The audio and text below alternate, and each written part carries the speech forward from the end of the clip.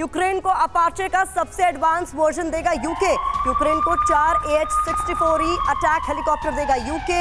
Hellfire missile से lace होंगे चारों हेलीकॉप्टर्स। बिना धमाके के टारगेट पर हमला करती है हेलफायर। ब्रिटिश मीडिया के हवाले से यह बड़ी खबर सामने आ रही है। और इस बीच यूक्रेन को यूके जल्द भेजने वाला है चैलेंजर 2 टैंक्स। 14 टैंक्स के साथ एडिशनल आर्टिलरी सिस्टम भी भेजेगा यूके।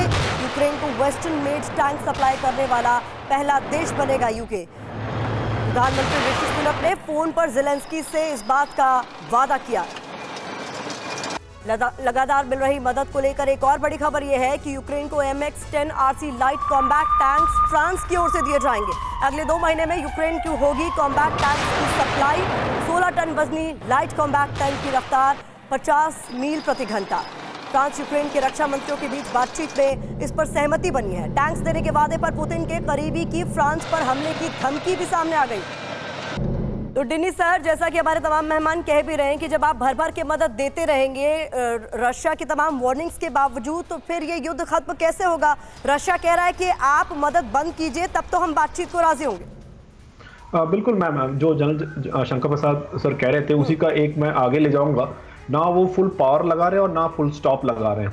तो अगर वो रशिया की तरफ से और जो यूक्रेन की तरफ अब जैसे लेटेस्ट न्यूज़ आ रहा है कि वो टैंक्स भी दे रहे हैं। हमने सुना था यूएस ने पेट्रियट मिसाइल सिस्टम भी देने की बात की है। तो ये युद्ध कोई भी समाप्त करने की कोई दूर दूर तक नजर नहीं आ रहा है।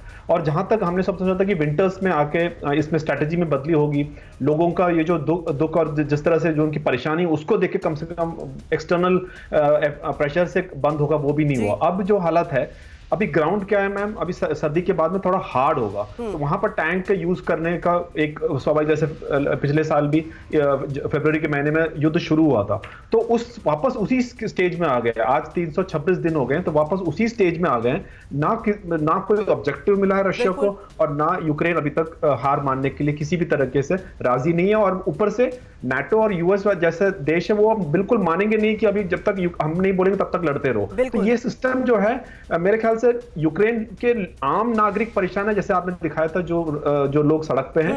बाकी सब देश पीछे खड़े होकर अपना अपना सामान बेच के बातचीत की शुरुआत तो तब होगी जब आप शर्तें एक दूसरे पर थोपने बंद करेंगे। यहाँ पर हम देख रहे हैं शुरुआत से ही कि बातचीत के टेबल पर आने वाले जो दो देश हैं वो एक दूसरे पर शर्तें लगा रहे हैं।